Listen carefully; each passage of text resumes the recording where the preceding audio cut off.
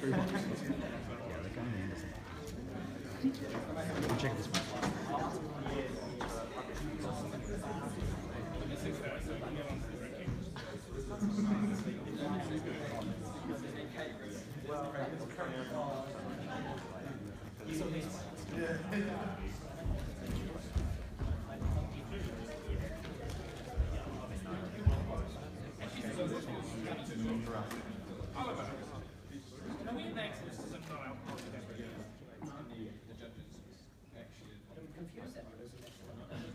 Yeah, I mean, some other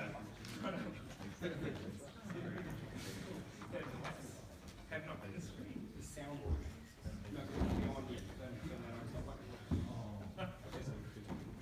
This is not going to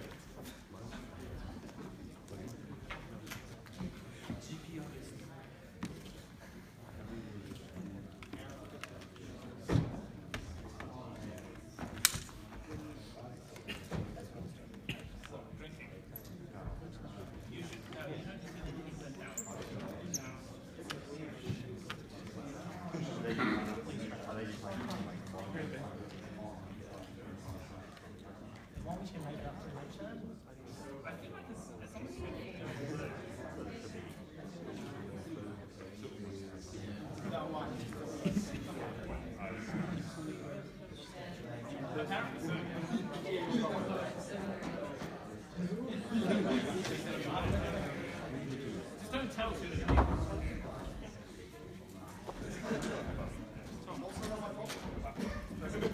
So apparent certain people have not been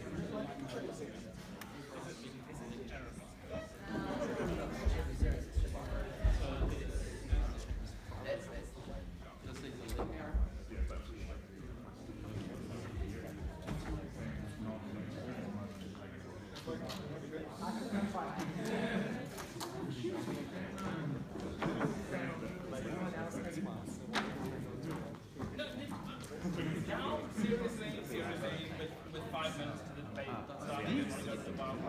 go, beat, go, jump, leap. Totally doesn't take this seriously enough.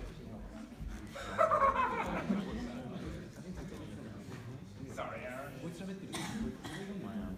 You needed this one.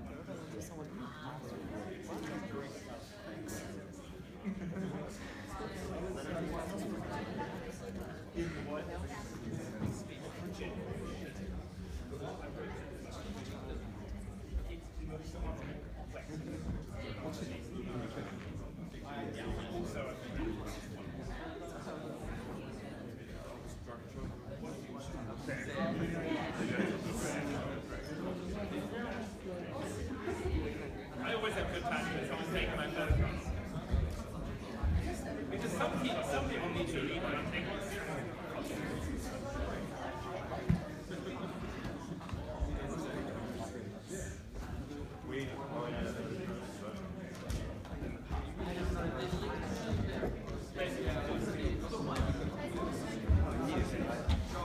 Did you enjoy that?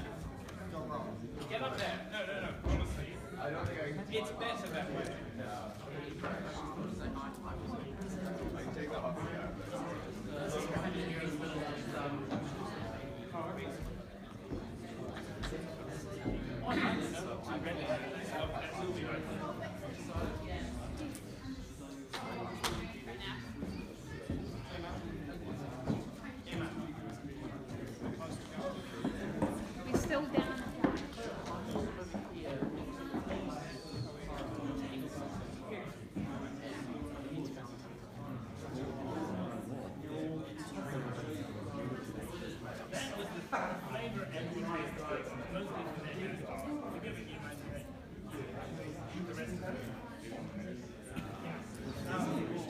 Yeah, we're going to split.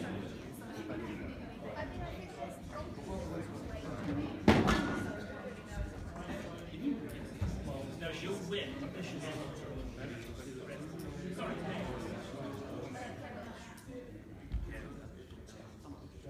Lovely. Name. Your name. Joseph, Sam. Lovely. Now we all know each other. This will be fun.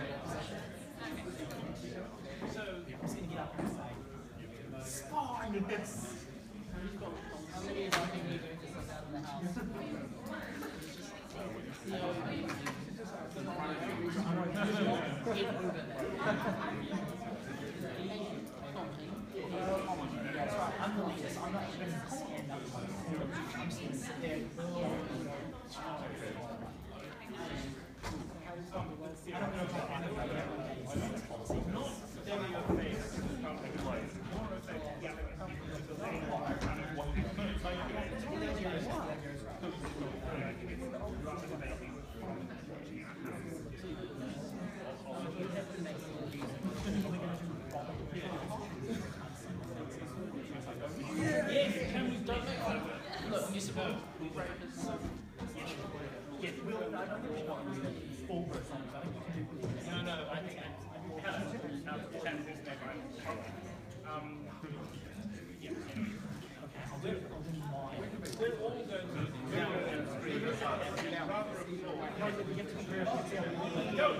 British.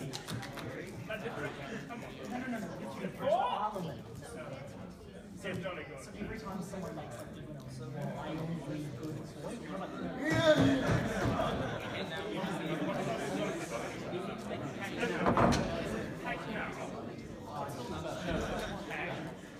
When one of us starts it, we must all follow.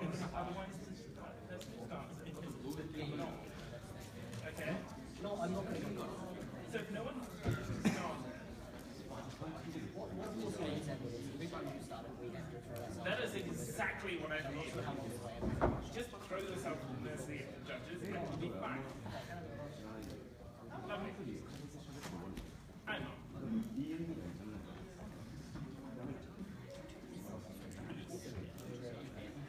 I'm not aware of that, but I am.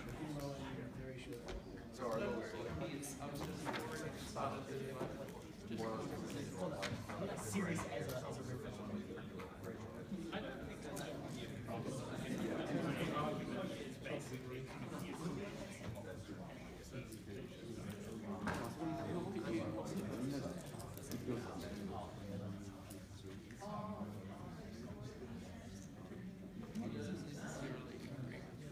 Well, yes, he does.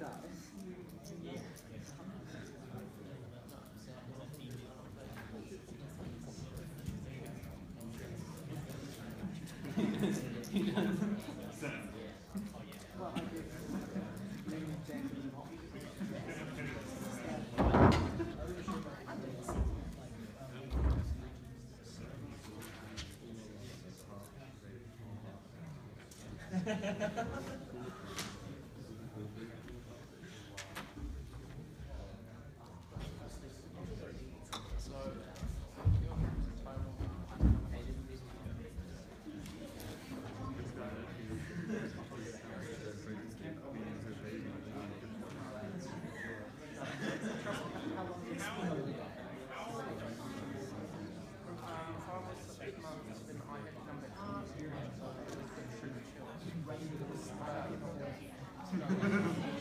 guess trying to think of a joke on there.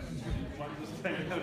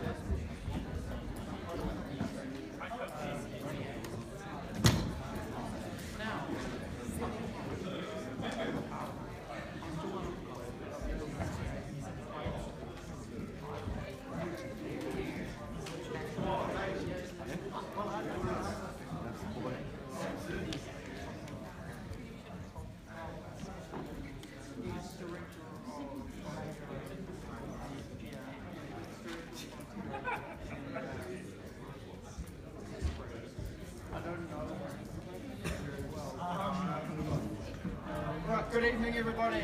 We'll get underway now that we've had our last good. Can you hear me? Is this working?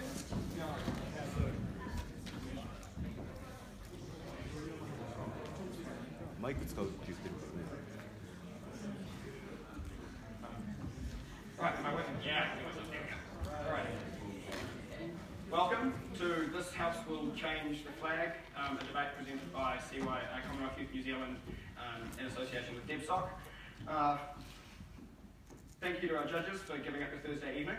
We have David Seymour, who's the ACT Party leader, Parliamentary Under-Secretary to the Ministry of Education, Katie Bradford, who is One News political reporter, Jacinda Ardern, who is a Labour Party MP, and the spokesperson for Justice, Arts, Culture and Heritage, Children, Small Business, and that's it.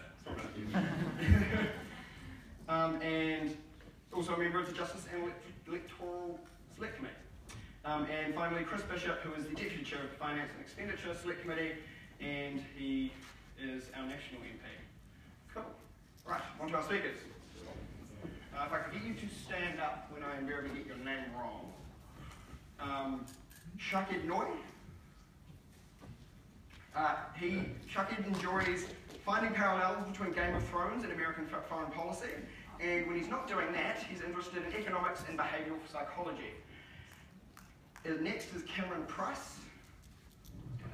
Follow the instruction. Thank you.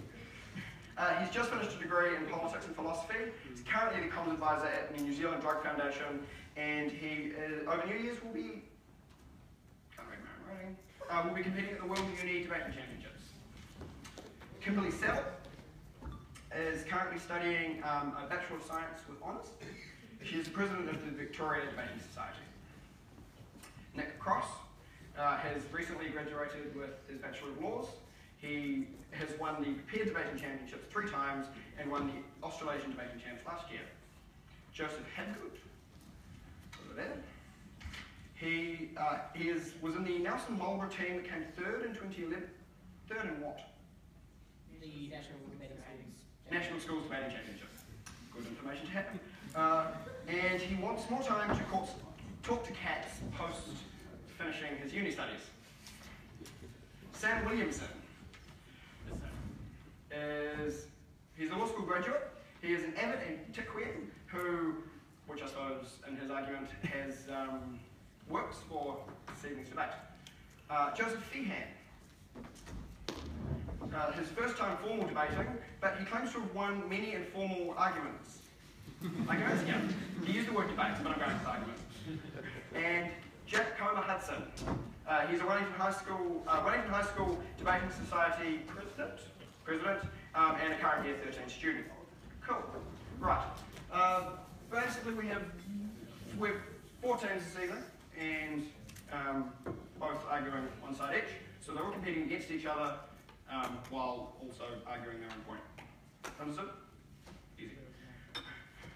5-minute speeches, and that's it. We can get on with it. First.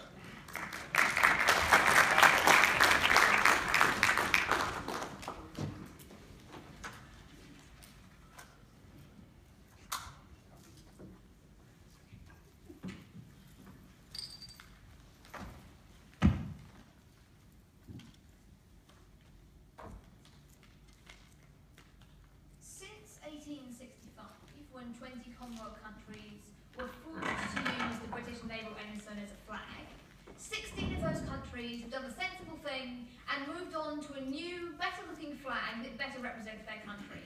New Zealand now has the opportunity to do exactly the same. We're very proud on this side of the House to say that we should take that opportunity with both hands and we should change our flag. I'm going to look for you at why flags are actually important and what we want from them as a country, and then break down why the flag we currently have is a failure at that purpose. And my second speaker, Cam, is going to look for you at the other positives of changing the flag and why it's something that will be an advantage for us as a nation, both internationally and in terms of our national story. So why do we care about flags? What do we want them for? Well, there's 2 big things a flag has to do. The first one is be a symbol of your nation to everyone around the world. So when our flag gets flown outside the UN, when it gets used as a symbol on TV screens at the Olympics, when it gets waved at sporting events, that flag is being a visible symbol to the world of what New Zealand is, who we stand for. And that's something that happens no matter what flag you choose. Anything we make the national flag will become that symbol. And so when we have the chance to decide what that symbol is going to be, we know it's going to have a huge amount of significance. nationalists, and we think that's something that's important. But the second thing a flag does is it doesn't just speak to people outside New Zealand. It doesn't just become the little symbol they get in their scoreboard. It's also something that we can take with us. It's something that when you do your OE, you carry with you, you put on your backpack. It's something that you fly in your backyard. It's something that you get behind and that you feel an association with. And we think both of those things can happen with any flag, but there are some flags you can choose that do those things better. You can have a flag that lets everybody find meaning in it, that represents the country as a whole, and it gives more people a chance to find that meaning and represents us better. Or you can choose flags that don't do those things well. You can easily imagine a flag which is literally a copy of another country's flag, wouldn't be very good at representing us internationally, for instance. And so we think the flag you choose to fill those roles matters. And the flag we currently have is doing a pretty terrible job at those things. So let's have a look at why that is. The first thing you have to understand here is that the New Zealand flag you all currently know is not a flag that was particularly carefully thought out for New Zealand. It's actually the third generation flag after we got told we had to use the British ensign. We then just stuck an NZ in the corner for a while because we didn't have a crest to use. And then after the Governor-General decided he liked the design that had been sent to him by someone who never set foot in New Zealand, that became the current flag. So we don't have a story around this flag. We didn't choose it, we didn't design it. It's basically an accident of history that has now become the New Zealand flag, and we don't think that's something that you want in your national symbol. We'd far rather have one that we chose, that had meaning, that we had a chance to think about, rather than just the label that got stuck with us a few decades ago and that we've since been left with. So we think, just in terms of how the flag came to be, the one we have is not the best flag we could hope for. We can do better. But let's look at the specifics of that flag. What is that design and what does it say? The first thing to note about the current flag is that you could look at it and have no idea that Maoridom had a part to play in New Zealand. Nothing about our current flag acknowledges either the history or the present part that Maori play in New Zealand. And we think that's something that's really important and should absolutely be recognised when we're representing our country, when we're telling stories about ourselves. And the current flag simply doesn't do that. So from the outset, there were many better ways we could choose to have a flag that the current one simply doesn't do. But it's become even worse over time, because the really clear symbol that we do have is the Union Jack. And it might be a bit ironic for me to say this as a fairly recent export from the United Kingdom, but realistically, New Zealand now is not just a little offshoot of England, it's not just a colony, we're a country in our own right. And so flying a flag that inextricably ties us back to England at every juncture doesn't represent all New Zealand. It doesn't give everyone a chance to see themselves in it or to know that that is the country we are. It ties us back to a past that isn't who we are now. We think that means the current flag isn't one we should feel tied to, isn't one we should like. The final thing then about the flag is it's just not particularly good looking or particularly distinctive.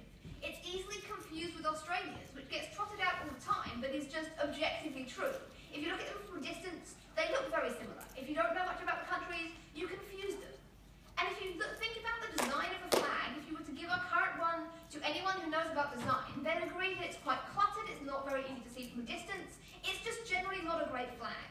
We have a chance now to choose not just a nice looking flag, but a flag that's more meaningful, that represents us better, and that can take us forward as New Zealand rather than harking back to our past. We should make that choice.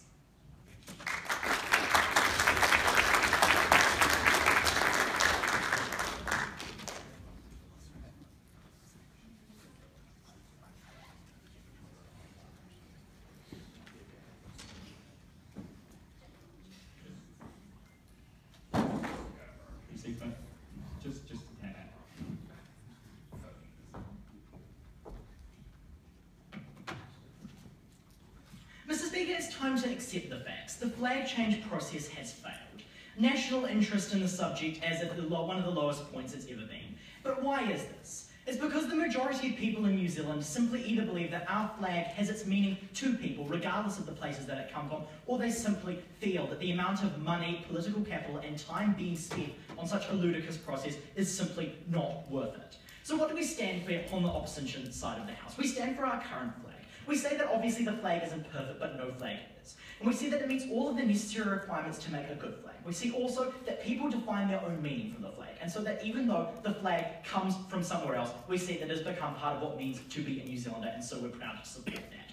What don't we support, Mr. Speaker? We don't support the massive waste of money, time, and political capital on something like this. We especially don't support this because we see that it's completely unnecessary. As we see on this side of the house, the flag that we have is perfectly fine. And so, what are we going to be talking about on this side of the house? First, I'm going to talk about why New Zealand's current flag is fairly representative of New Zealand and how it meets all of the necessary criteria for a good flag to exist. And then secondly, why removing something like the Union flag is basically whitewashing without dealing with the current issues that actually face our nation. And then at second, on this side of the house, we're going to talk about the loss of time, money, political capital, and the value to which New Zealanders assign these sort of symbols. And so before we move on, let's take a quick look at what we've heard from the Prime Minister over there. And so they've talked a lot about the significance of a flag. And we see that, of course, the flag is very, very significant. But we see that the current flag currently fulfills this purpose. We see that what the flag is something that's very intrinsic to the way people see New Zealand. We of course agree, we're not going to dispute the fact that the New Zealand flag does come from the United Kingdom and that it was initially forced upon us. However, we see more of an evolution of what it means to be a New Zealander. We see that over time, the fact that we've had the New Zealand flag for so long, and what we see is so important about a flag, is that New Zealanders can determine their own meaning from that flag, and we see people have been able to do this. Also, we see that realistically there aren't any other better options that actually represent New Zealand. We see it's a valid argument that could be made saying that we want something that may be slightly more representative. However, we actually see that some sort of cliche fern isn't actually any more representative of New Zealand in any way than it might just be the national symbol of our rugby team. And so we see that realistically there's not any significant difference in terms of the actual representation of New Zealand. This is especially important considering the amount of money and political capital we're spending.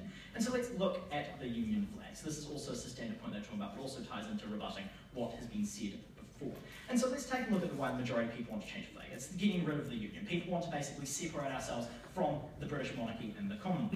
And so we see that basically this is completely ridiculous because we already are connected to the monarchy. And we see that basically while we're removing the Union flag, we're telling everybody we're separating ourselves from it, and so it's okay, we don't need to worry about the fact that we're tied to them, when actually we still are. And so we see that realistically it's whitewashing without actually dealing with the real issues. Perhaps if so many people think that it's important to separate ourselves and that sort of thing, then realistically we should be spending the political capital and the money on this flag referendum, maybe on perhaps becoming a republic. And so we see that actually this is a complete whitewash, and so we're not willing to support that at all. And so let's look at why the current flag is fine. So we think that there are a few things that constitute a flag as being acceptable and being fit for purpose. We see it being representative of that country, and we see people are being able to derive their own meanings from that flag.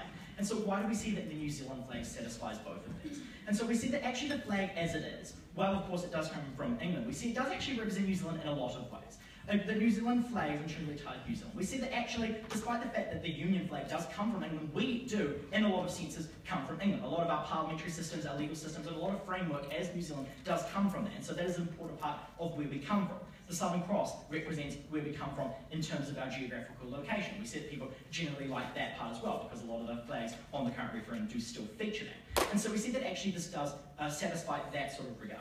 And we also see that none of the sort of presented ideas that we see actually make any significant improvement on that. That's worth $26 million.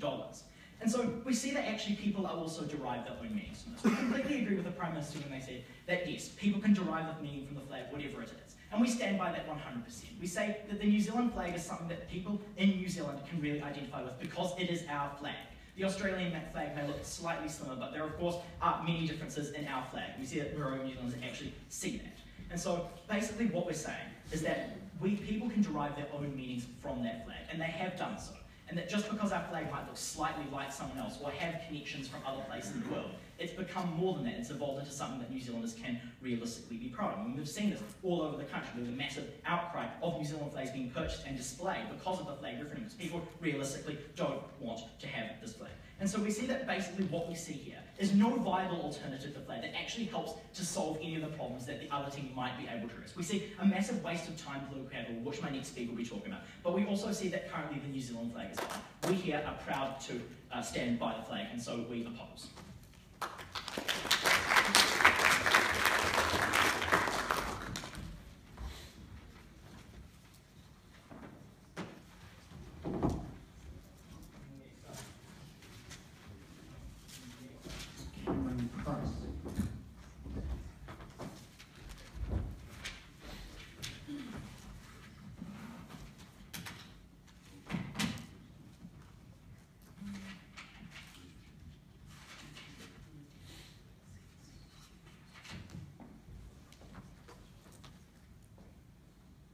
it's true, Mr. Speaker, that we came from Britain, and a lot of the things that we do did come from the motherland and came from Britain. And maybe we came from there, but that's not where we're going. And that's what we think should be represented in a national flag, a distinctly unique identity that which represents the country which it represents. What am I going to be talking about in this section of the debate? Firstly, I'm going to be just going over what we said in the first speech about how bad the current flag is and how basically any alternative would be better. Secondly, I'm going to be talking about how changing the flag is positively good for New Zealand.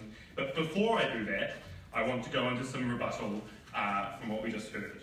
Firstly, we heard that this exercise is a waste of money, and that's a common claim that has been spouted from people who are opposed to the flag change. But why is that a bad argument? Well, there's a number of reasons. The first one is that we just reject outright that it's a waste of money to spend taxpayer dollars coming up with a new symbol for a country. This flag's going to last like 100 years at least, and so we think we're getting a bargain for it if we're only going to spend $26 million of today's money. Secondly, we think that yes, the money will be wasted if we don't engage in the process. You have to think about the comparator. The comparator isn't that John Key goes, okay, we're going to stop spending this $26 million here and we're going to put it into child poverty, right? That $26 million is spent. It's gone. So the option for us is to either engage with the process and make sure that that money is well spent in terms of getting something at the end of it, or we can just not engage with it and make sure that the money is wasted. So by disengaging from the process, that's how you guarantee that the money is wasted.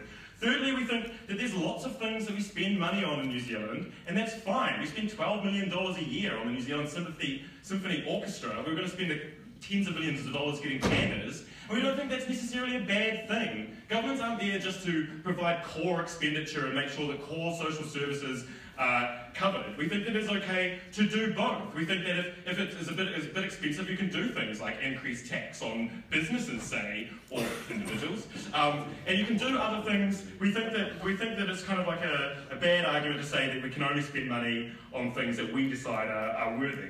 And finally, we say that no, we don't say anything more on the waste of money.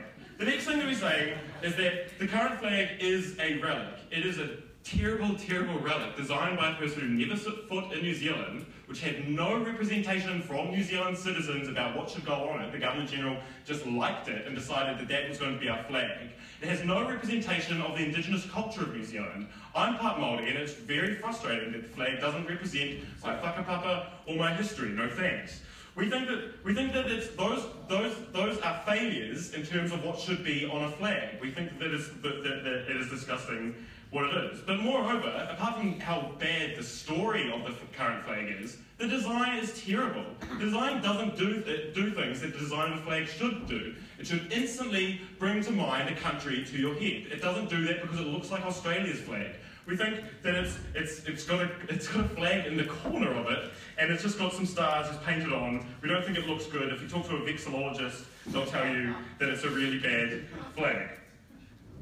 Right then, let's talk about timing, because they also said that it's just the wrong timing and we should wait till we become a republic or we've matured in some other way. And we don't think we think that maybe it would be fantastic if we reached the point where New Zealand matured as a country and everyone agreed that we'd matured. But we have to take it as it comes. We can't just wait for the perfect mix of everyone just coming together and we change the republic and we change the flag and everybody loves it and it's fantastic. We don't think that that's going to happen, and so we think that we should take the chance as it has been represented.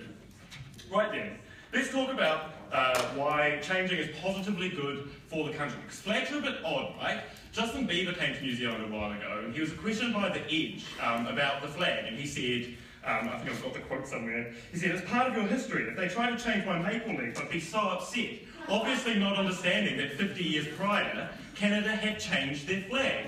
And that is really representative. I'm not just saying that just to beat up on Justin Bieber because that's too easy. It's really representative of what a flag does for people in a country. We think that the current debate is so centred on us right now, the people who live now who are going to vote in the referendum, and doesn't take into account the fact that this flag is going to be around for generations of people. And as they said, the original flag sucked, but it's just got better over time because New Zealanders have found meaning from it. So we say that the same thing would happen if we changed the flag. Even if it did suck, which it won't, it'll be better than the current flag, but even if it did, over time, people will forget about the $26 million that we spent and which question was asked first in the referendums and whether this was John Key's legacy project or not. People will just see that as their flag and they'll have identity with it. And the best thing about that is that they'll be able to identify with the story more than we can now because me and you are going to vote for it. And that's something that is really important. That's the kind of symbolism that we can get behind.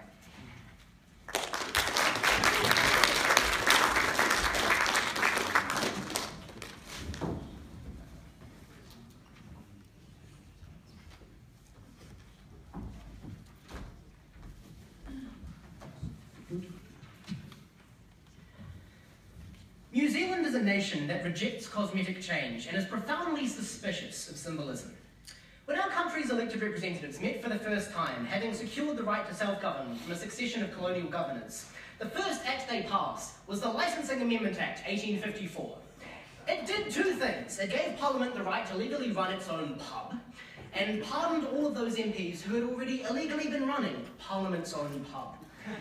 Despite everything we've heard tonight to the contrary, formal independence is just not something as a nation we take too seriously. Even when we finally got around to having our own elected officials, the ground, to put it mildly, did not shake. I'm going to talk today about what forcing through this process that nobody really cares about has already cost us, not just in terms of time and money, but in actively sabotaging any move towards real track change, in other words, political capital. Now, the $26 million that the government has sunk into this process is its most tangible cost. Now, the point that we've seen from government tonight is basically nothing less than extortion. They've said, we've already spent the money, we might as well make the best of it and do what you want with it. But we're saying that money is wasted. We're saying that money should have never been spent, and we think it's a valid thing to say. With that, we could have employed so many teachers, pulled so many families out of poverty. We could have even put a sizable chunk in my student loan. But a more insidious cost is the tremendous harm it has done to public excitement for change. In the last 5 years or so, New Zealanders have started to feel like there's something just a little bit off about the New Zealand identity. Perhaps relating to our century and a half of colonial oppression of Māori, or the fact that as a monarchy, a Māori person will never be head of state. The national government has seized upon that feeling and tried to sell New Zealand on the idea that, as the leader of the opposition alluded to, simply taking the Union flag from our flag would make that festering doubt go away. So instead of being the start of a beautiful nationwide conversation about the kind of country New Zealand wants to be, of all the injustices that we want to solve, perhaps finally granting us a chance to atone for the sins of our fathers, 12 ludicrously overpaid people met into Papa's boardroom to discuss what our new corporate logo should be. The national government spectacularly failed to apprehend the underlying reasons for our identity crisis, instead grasping at an outlier poll that put support for the flag, for changing the flag at 60%. Mistaking a symptom for a potential cure. A result of this mistake, and the frankly shocking selection process that the government has instituted, New Zealanders have unfortunately become bored. Support for changing the flag has plummeted to 25%. But the biggest reaction to the referendum isn't even opposition. It's ugh. And that's tragic. That is such a far cry for what could have been. We are now decades away from the chance to have to do something meaningful. And I get the government's point about baby steps towards something better in the future, but the problem with babies, as any parent in the audience will know, is that sometimes they walk into walls. A baby is not the best way to guide the country. We think that any change has to be targeted and has to be strategic. And simply doing something because it's in the vague direction of where we want to go is not enough. Not if it puts off that destination for decades, which is what the result of this process is for New Zealanders. Now, we've heard a lot from the government team about the need to adopt a flag that symbolises our separation from the United Kingdom. Symbolic of a young, bold country that left our parents' house to make it on our own. But in truth, New Zealand never left on. We were kicked out. We declared independence fully 16 years after Britain had already declared our independence for us. They wanted us gone. They were sick of doing our dishes. They were sick of washing our laundry. And to be honest, we were pretty okay with not flagging. As all the high school students here will one day come to learn in very short order, paying rent is not all it's cracked up to be, and frankly, we had other priorities. In the decade, instead of that, we could have declared independence. Instead, we built the strongest welfare state that has ever existed in the world. The achievements of that first Labour government and that period, the standard of living that New Zealanders of all walks of life enjoyed, and I'd expect a national voter to make that sound, that was our marker. We were the envy for that decade of the planet. Distinguished audience, that is what could have been now. Next time we have the opportunity to do something significant, we must give the zeitgeist the respect it deserves. Meaningful change on a national scale will not emerge from a conversation behind closed doors into Papa's boardroom.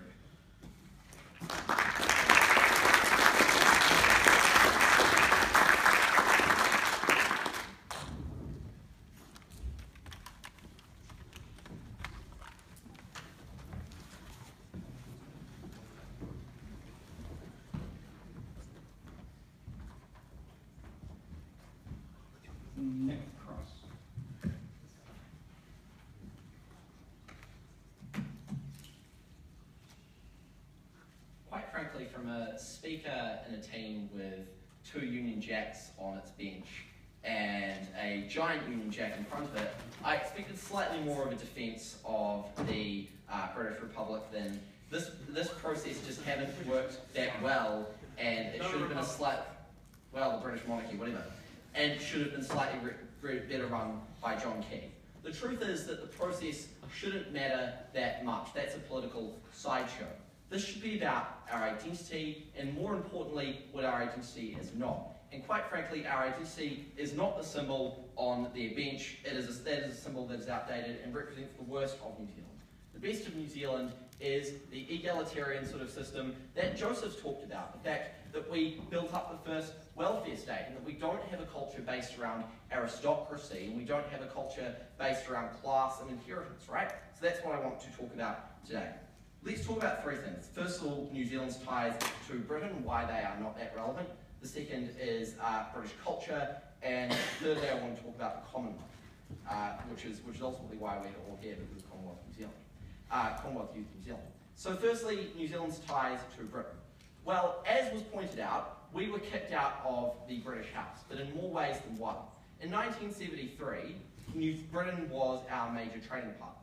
But in that decade, Britain also joined the common market, when we were essentially dependent on shipping all of our exports to them, right? We were kicked out of the house, and we were essentially sent out without any money to spend for rent. And that's why we had to become such an independent nation. That's why our major trading partners now are not Britain. They are China and Asian states. And now that we're about to sign the TPP, presumably America will be quite important, right? But that's the point: is that economically, legally, and socially, we are increasingly moving to become a state that is based in the South Pacific, right? That has very little in common with a state on the other side of the world. Now, you can argue that it is part of our history and people have adopted that symbol, but one, symbols do have objective meaning, right? You can't just say the Union Jack means anything you want it to mean when it was designed in Britain. And 2, symbols do matter. That's, that they are tied to our identity, and that's why we're having this debate in the first place. What about British culture? Now, I don't want to say that Britain is a terrible country. I'm sure the UK would have been a great country to grow up in. But the truth is, the aspects of its culture that we now associate our symbols with are the worst aspects, right? We have titles, we have the knights and the dames, we have the monarchy, which is symbols that oppose everything that as a country we claim to stand for, right? He talked about the first Labour government and how they created an amazing welfare state. Well, that's the polar opposite of the aristocracy that we associate with our monarchy, which is basically everything you inherit is from your parents, right? So that's absolutely not the sort of state that we want to be. We have an authentically egalitarian culture as part of who we are, right? It's the fact that no matter whether you're at the top or the bottom of the economic heap, we can all relate to each other on a cultural level. We all go to barbecues in the summer, right? We all do these sorts of things, whereas in Britain, if you had no relationship with people at the top of the economic pile because you didn't inherit land, because you didn't go to an Oxbridge University, and because you don't dress up in coattails wherever you go. So absolutely, the aspects of our culture that we have that differentiate us from Britain are substantial, and that's why we need to adopt authentic cultural symbols. They talked about the silver fern. They said, well, the silver fern's just a symbol of our sporting teams. Well, I can't think of anything more Kiwi and and different from the sort of system that they want to support than sport. Because sport is probably the best place that we can say where we've adopted Māori culture into the mainstream, right? The haka is one of the best known symbols of New Zealand internationally. And no one ever made the All Blacks because their dad gave them a lot of land, right? It's a very meritocratic system. So that is a symbol that actually we do identify with our values far more closely than the Union Jack. But finally, I want to say people might talk about our broader ties to the Commonwealth and say that the Commonwealth is what matters.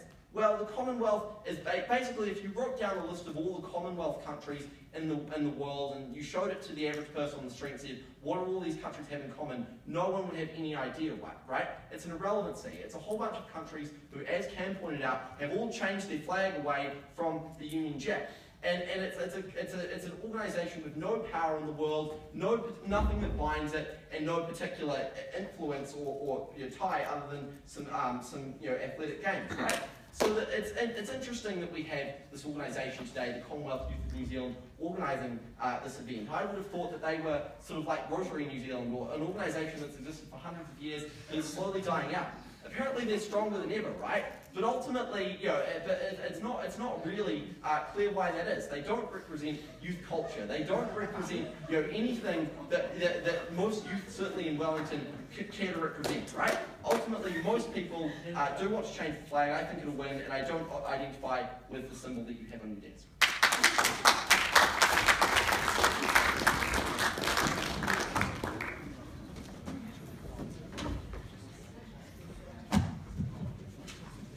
Sam Williamson.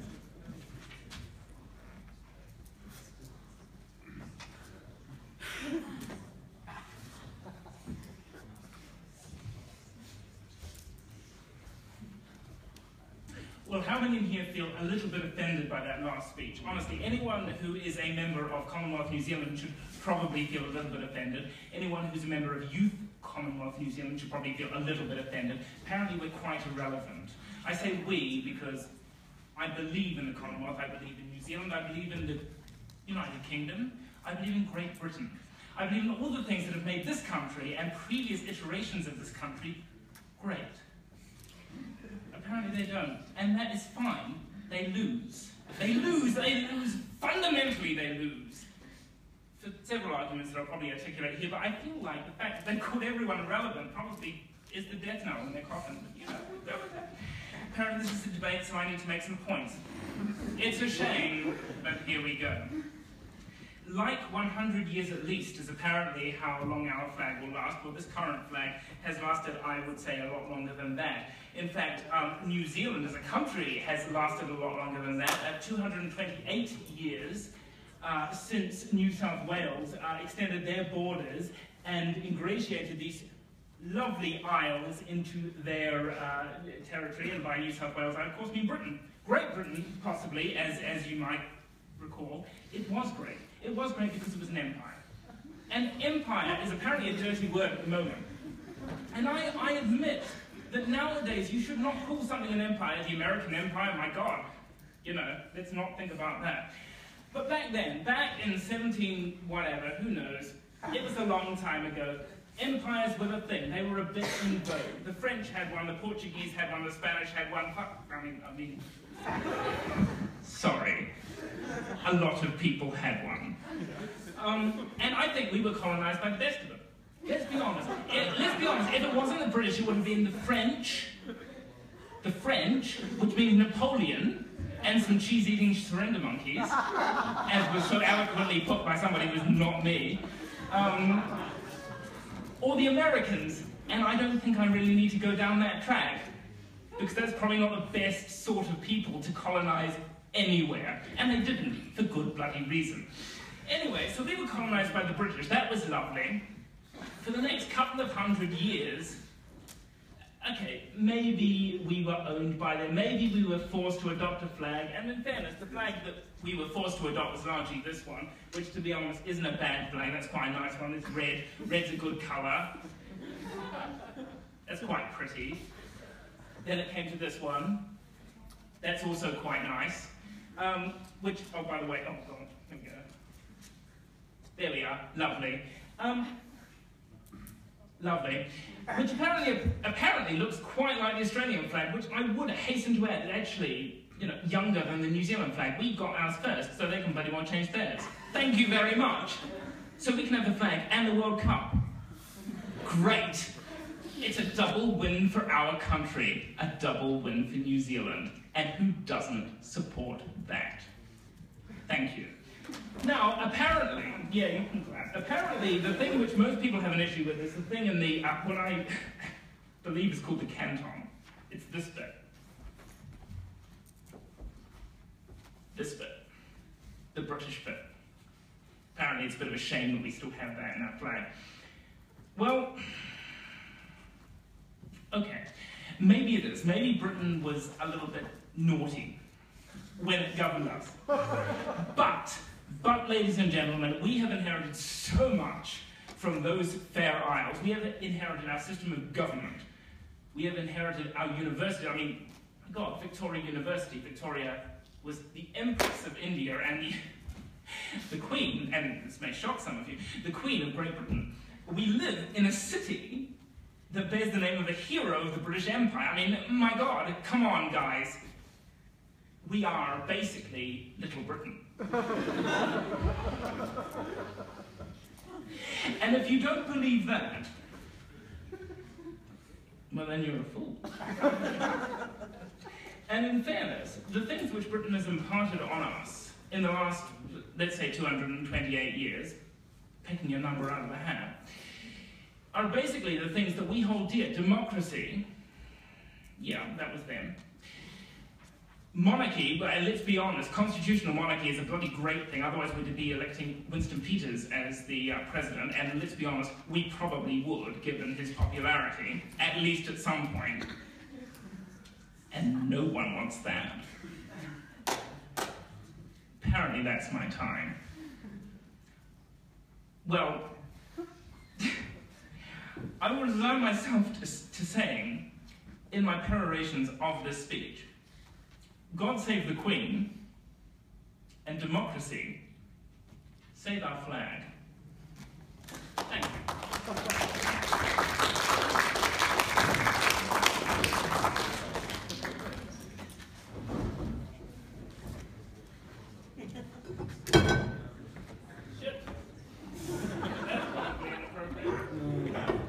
Alright, this is Joseph B. Ever.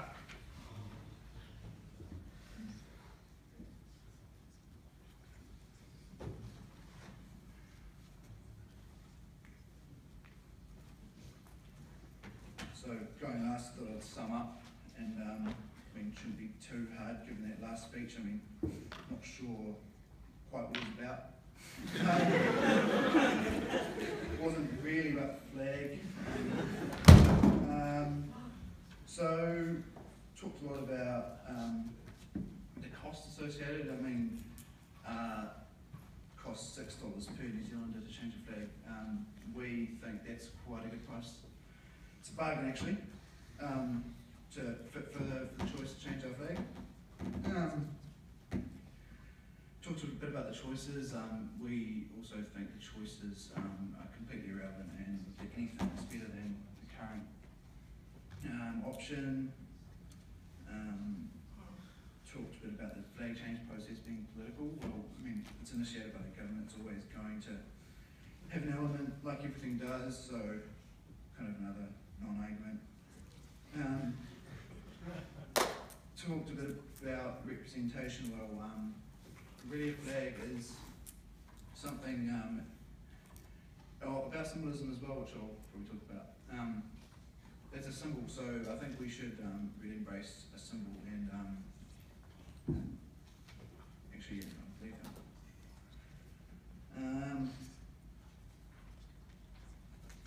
If we're a sort of a proud country, I mean, we can't really have the Union Jack on our flag representing another country. It really needs to be something that we can all affiliate with. And we talked about the silver fern and sort of that sort of association. And if we're actually using something that that's already being used in sport and it's waved everywhere, and I mean, doesn't that tell us something that how relevant our current flag is?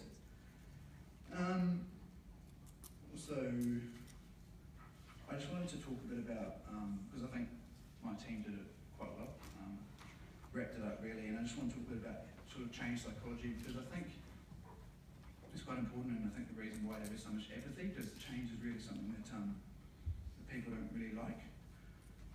So JFK, the legend, the man himself, once said, change is the law of life, and those who look only to the past or present are certain to miss the future. And I think that's really central to our argument, is the future New Zealanders, and they've talked a bit about the past, and actually all about the past, which sort of isn't really the point. We're not what we once were. And I mean, like humans don't like change, it's uncomfortable, you know, it's sort of something unknown and unfamiliar. But, you know, sort of for some reason unconsciously they sort of believe that it equates to something that's good, something that works.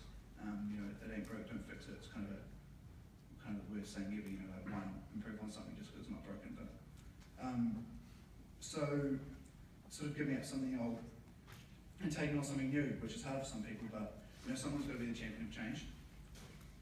And I mean, to ensure the New Zealand we live in today is really relevant, I sort of think a new flag is key to that. And you know, sort of you look throughout history, change has always been opposed, and it's always been initiated by the minority. So you know, the minorities aren't in favour of it at the moment. It'll once be the norm, and the flag will be changed many, many times. You know, 1,000 years time, what's New Zealand flag going to look like? We might even be a country. And as for nation, this is our third flag. Current one's our third flag. So I think that really sums it up for us. And thank you.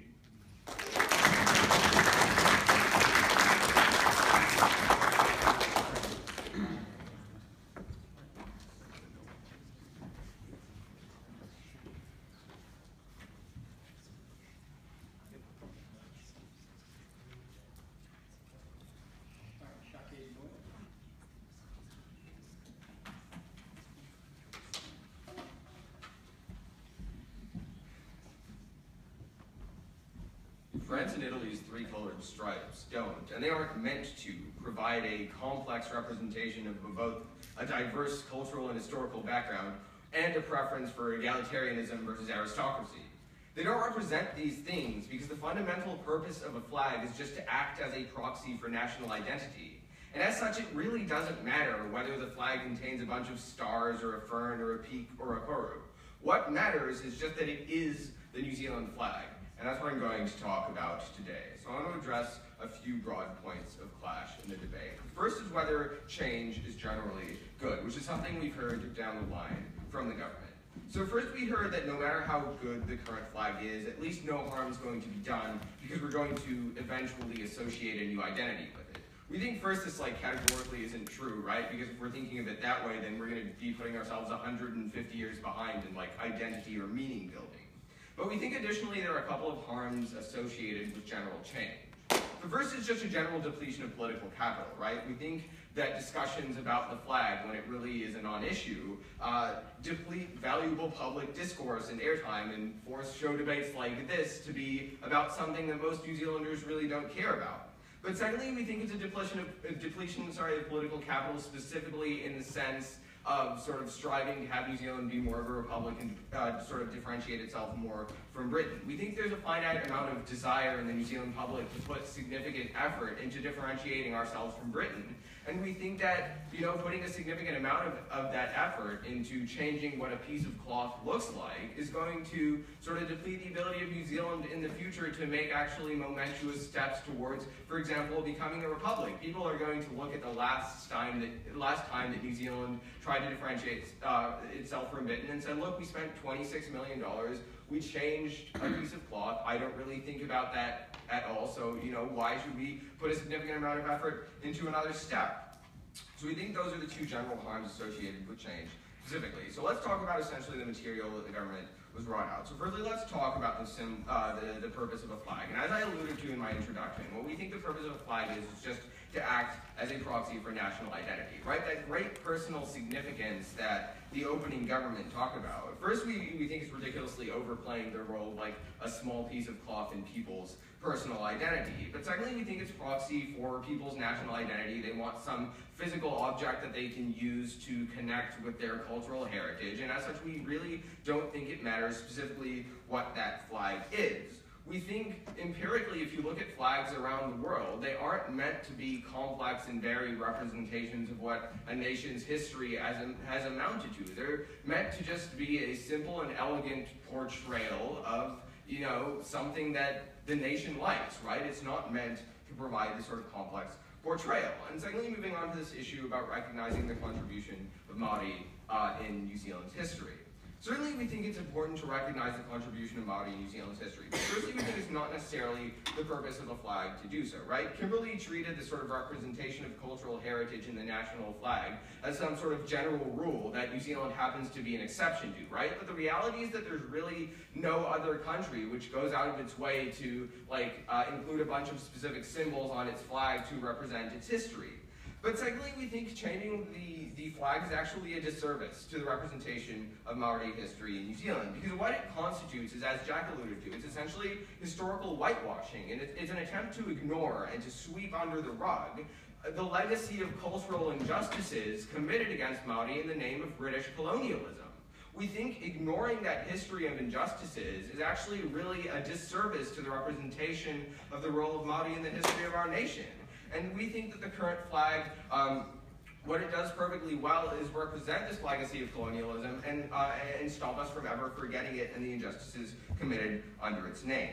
So on to this final point of clash about the differentiation of culture from Britain and this whole sort of issue of egalitarianism versus aristocracy and general cultural identity, right? Firstly, we think it's a bit of a ridiculous abstraction to say that the current flag represents aristocracy in any way, or if the argument is that it's just associated with Britain and that's bad, we think that this is a ridiculous abstraction as well, because even if that association exists, we don't think it possesses particular significance in terms of our national identity, right?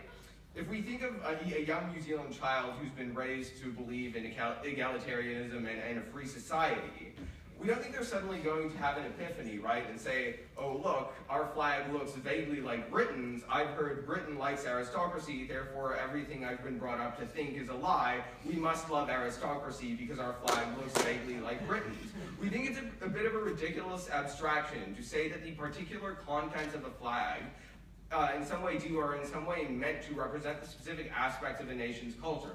We think flags act as a proxy for identity, they accumulate value, and we think there are a couple of specific harms associated with change. Therefore, we oppose.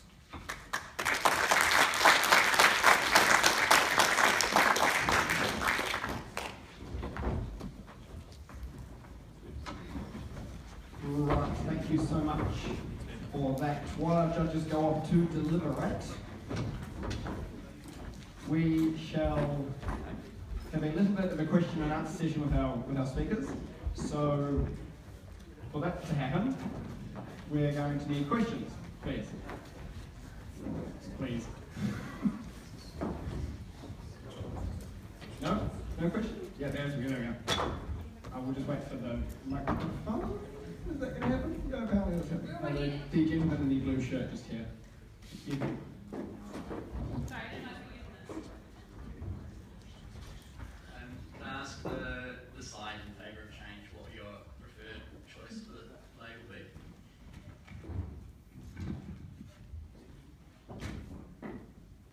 That's a good question. You don't like red peak? I don't mind. Oh, yeah, I kind of like red peak, but I think the other ones look more like logos than flags. Yeah. What are you? I'm more of the anything but the Union Jack, but the silver fern's good. It's already used. To be honest, No, go for it. Go for it, Jason. if the silver fern becomes New Zealand's national symbol, I will consider moving to Australia. Like, I do not want to one nation under a Chiba Kua.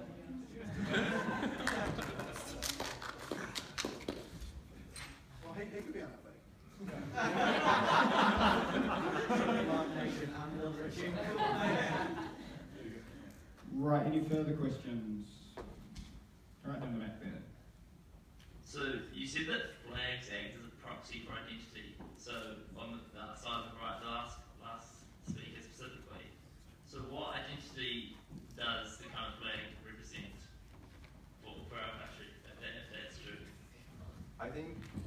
Is the microphone working? Yes. I think the general idea is that it doesn't represent a specific identity just by virtue of having a certain type of shape on it.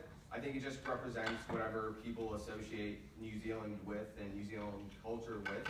And I don't think that the fact that it looks like Britain's flag or was like commissioned by Britain necessarily sort of causes an association between New Zealand and Britain, or if it does, then that's not a particularly significant part of New Zealand culture for people who really do know New Zealand culture and aren't just like outsiders sort of looking in.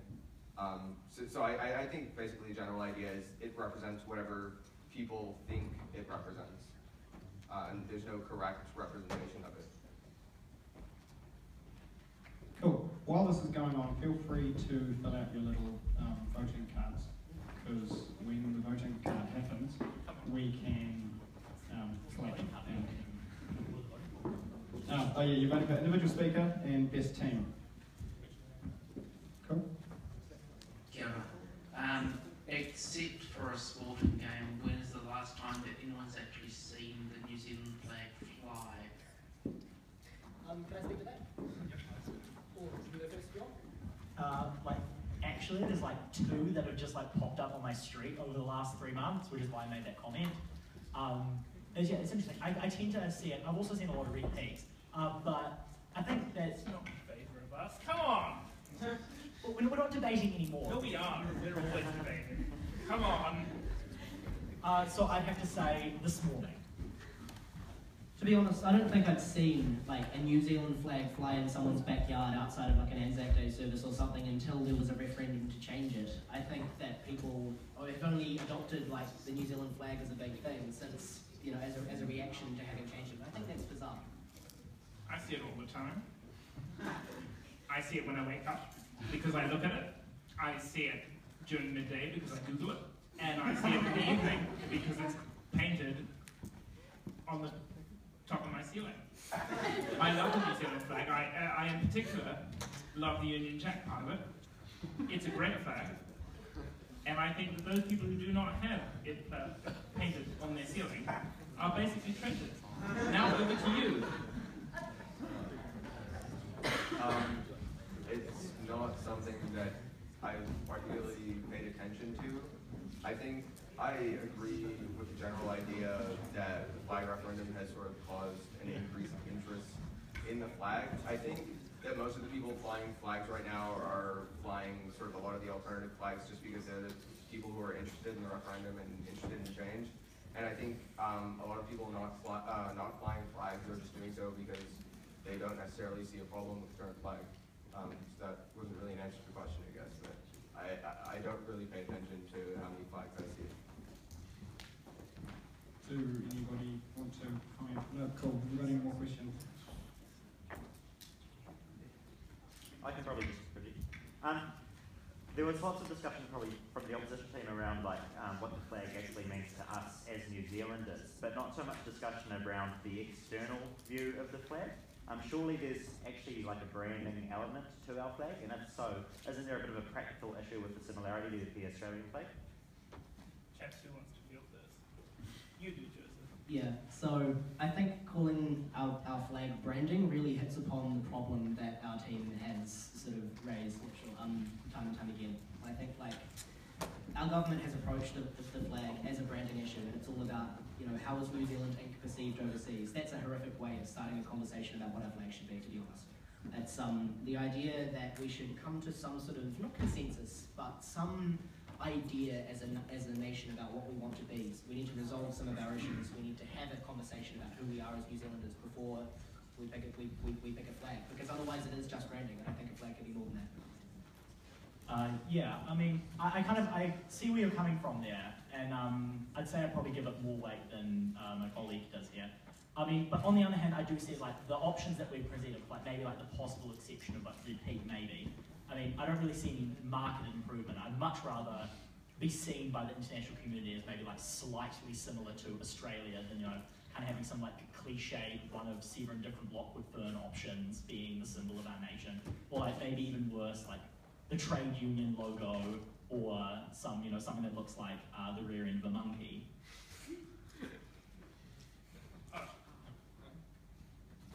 Right. Freedom of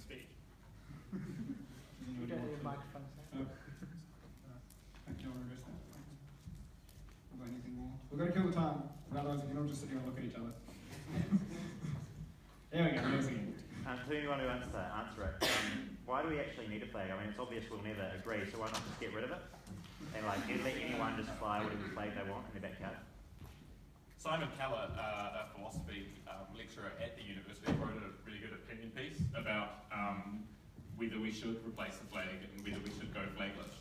The flag's kind of weird, right? They're only a couple of hundred years old. They started because you had to fly under a certain symbol to get to another port from another country. So they're kind of old.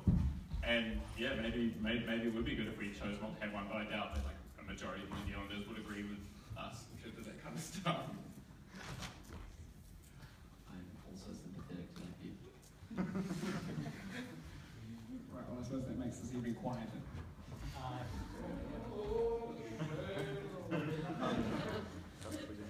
I think I'm generally sympathetic to that opinion in the sense that I don't personally see the necessity of a flag.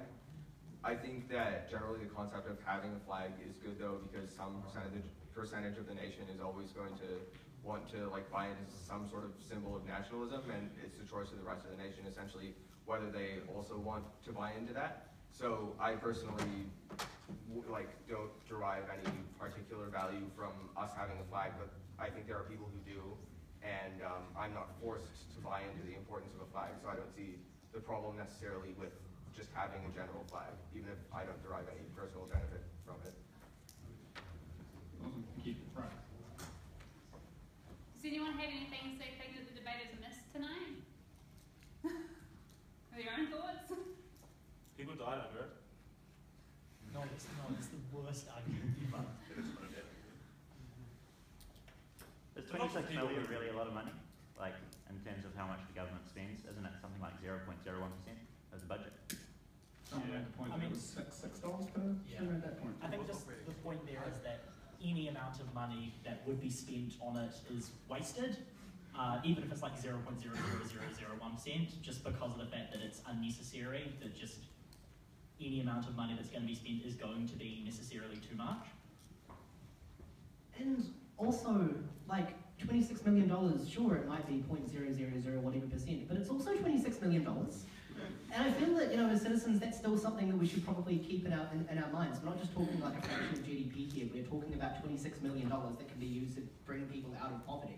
I think the point will be abstracted to a ridiculous degree and say that it is just, it's not particular. Like, actually, to be honest, I think the most tragic part about that sum is that it's about right, to be honest, for a process like this.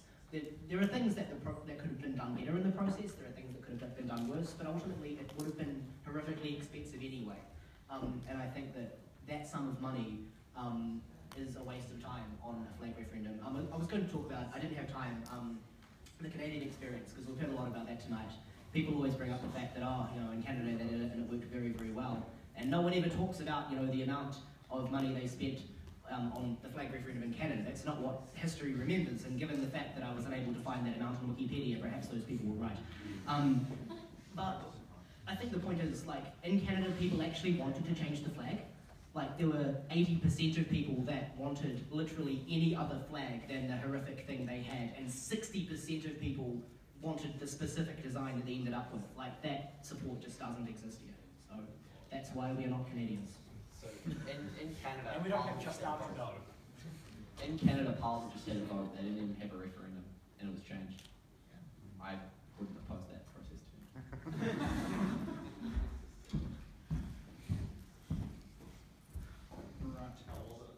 Excellent, thank you. Later. Right. Someone's got something they want to say on the subject of the flag. Up the back there. Something that I've noticed was missing is some sort of analysis of the method that's being used to change the flag. Like, could either team speak to the members of the committee that have been chosen to shortlist flags? Yeah, we avoid that because probably the process hasn't been ideal, so we didn't want to talk about it too much. It's just like, it's a debating. Criticism. But I think that we also dealt with it in saying that even, like a bad process is far better than the process that went into the current flag, and is probably worth it. Yeah.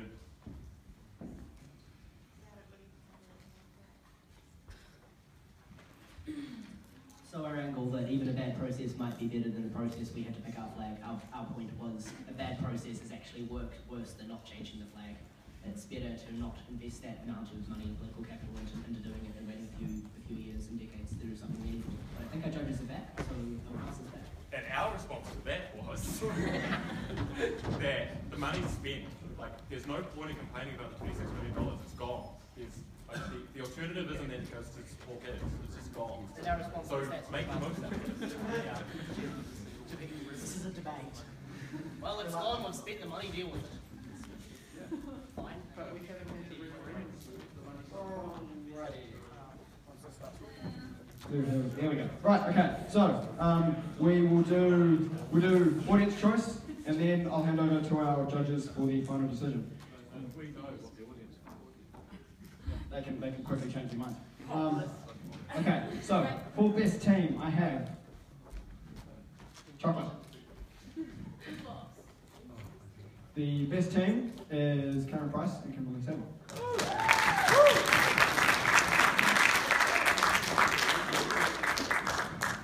The best speaker, I have Licorice Swap. The best speaker was Joseph Hooker.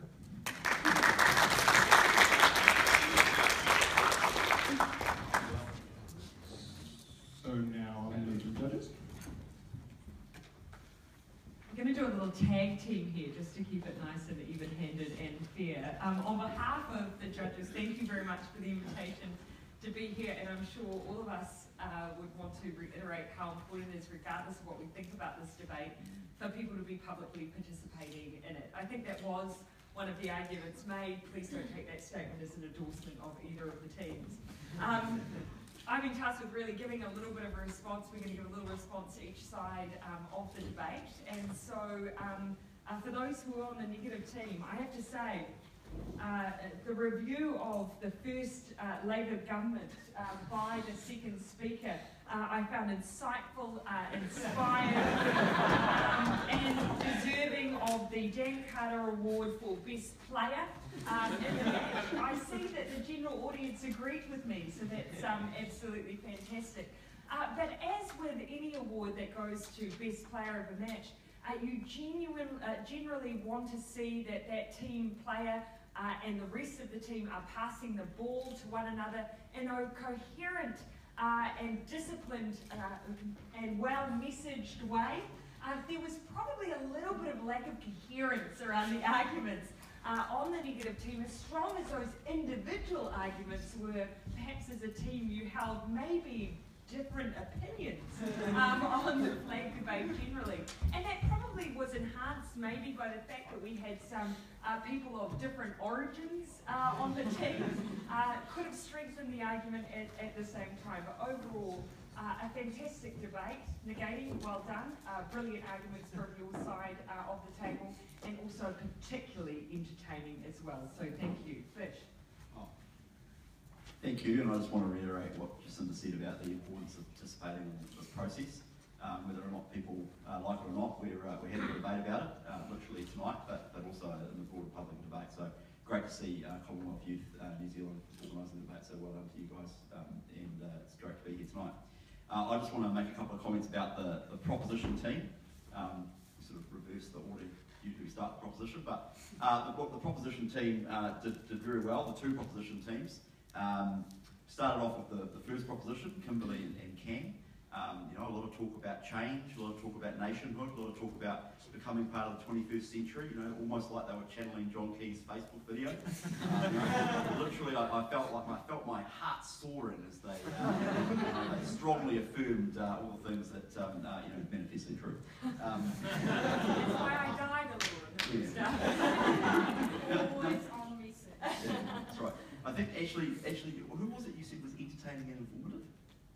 It was these guys, yeah. Katie said about Cam that he was, much like my speeches in Parliament, entertaining and informative. I heard it at the first bit. She only said it about Cam, that he was entertaining and informative. So well done, Cam. Second proposition, Nick, insulting the organisers. Actually, the debate really had it all. We had insults to the organising team, insults to the audience. Somebody called you all fools. Not always the best way to win over a crowd. Insults to the other team. That's part of the course in debating, although it happens probably more often in Parliament than it does in sort of formalised debating. They didn't insult us, that's true, it's true. They sort of avoided the temptation to insult the adjudicators, that's probably wise. So good call, Nick, but a good speech and a good speech by second proposition as well. Do you guys want to say anything? Oh, you just keep going, and if there's anything you haven't said. I'm pretty much done. So. Oh, well, I just wanted to start by saying thanks to everyone who came along. Thanks especially to the debaters. Any of you guys could slot into Parliament, raise the average IQ in the standard debate overnight. So I thought it was really impressive, especially given the week we've had in the House, to actually come here and see people who are interested in politics as the exchange of ideas. So that's really cool. I personally am affronted that there's not a single mention of Red Peak in the whole debate. Someone said peak at some point, and that's as close as we got. So probably have to just send that particular. Just have to send that. Oh, do we come up with it? We're going to send. Oh, it's good because I was going to have to send that particular hobby horse to the knackers, but maybe we'll ride again. I had prepared a few comments. I thought that the idea that actually flags are nominally are a proxy for identity. They needn't necessarily have every single symbol on them, and that's a point that I've made in the past. And I especially wanted to attribute Jacinda for making it too. I thought it was a really important point to make. I thought that I wanted to particularly say to the negative team, first of all, for coming along in character. I really admire them for that. Also for having the flag put up to hide their booze during the debate. That was quite an innovation. I thought they deserved a little bit of tribute for. I wanted to say to the final affirmative speaker, my tribute to you. They say the clothes maketh the man. Congratulations for being the best dressed debater. So good on you for that. But other than that, I don't really have anything particularly useful to say. As you may have, as astute listeners will have gathered about 2 minutes ago. So for that, I hand on to Katie Bradford, for whom all of the MPs have been on their best behaviour tonight, unless she reports them for saying something silly. Which I would never do, of course, David, as you increasingly know. These guys have said everything I could say. I have to say that actually what I've heard tonight is some of the best arguments either for or against the flag than what I've heard in my many months and actually many years now of reporting on the flag change and the flag debate. So it is actually interesting to hear some people come out there and actually yeah, well maybe it's depressing, but actually, particularly I think the first speaker in the affirmative, I thought actually this is perhaps you need to have a chat with John King about why he wants his flag changed. But yeah, good on you all, and yeah, good to see people doing it. And now visual announcement. Who did we decide? British style. I hope that course is made like that. We had a robust discussion about which team won the debate. So thanks to ACT National had the numbers.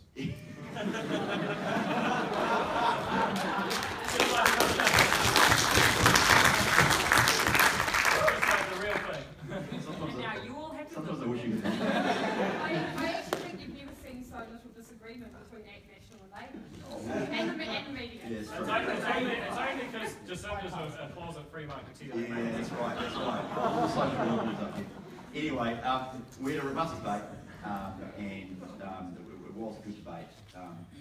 But the winning, so actually, some of my colleagues wanted to award it to just like a side, not realising there were in fact 4 teams in the debate. Well, it's not that well, that's true. Anyway, the winning side is the team of first proposition, Cam and Kimberley.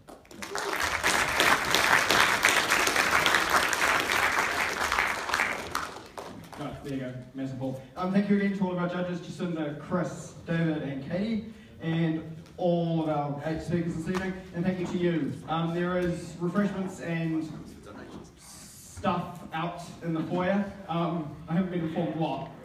So go and continue to argue with each other over nibbles in the foyer, and make sure you're enrolled on elections.org.nz. Thanks.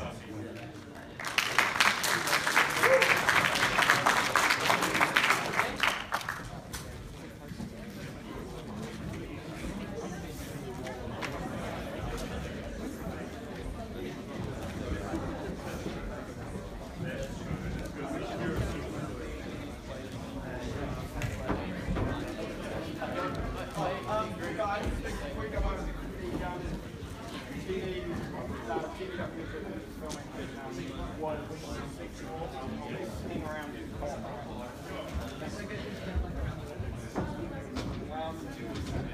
just come down here and just do them. Just down there.